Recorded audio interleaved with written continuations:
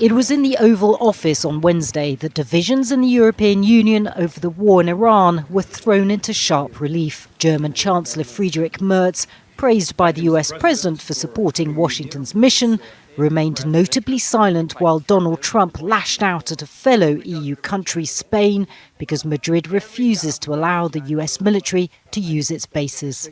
But some of the European, like Spain, has been terrible. In fact, I told Scott to cut off all dealings with Spain. While Merz says Berlin supports the US and Israel's goals, Spain's Prime Minister took the opposite stance. In short, the Spanish government's position can be summed up in 3 words: no to war. Divisions over the conflict are also apparent at the top, with mixed messages from EU leaders in Brussels.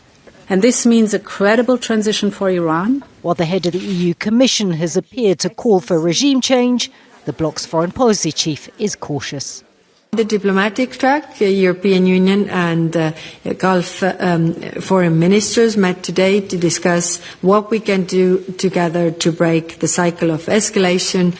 Without a clear and united EU position, European countries are taking matters into their own hands. France has criticised US and Israeli airstrikes as violating international law, but Paris is allowing the US military to use a base in southern France for logistics operations.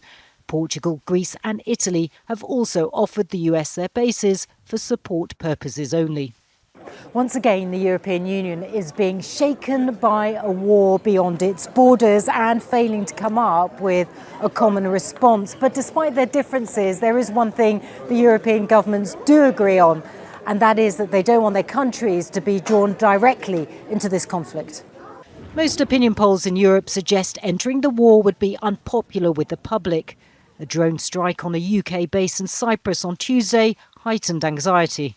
Several European countries, including France, are now sending ships and defensive equipment to the region, conscious that a war that most Europeans don't want is coming increasingly close to home. Natacha Butler, Al Jazeera, Paris.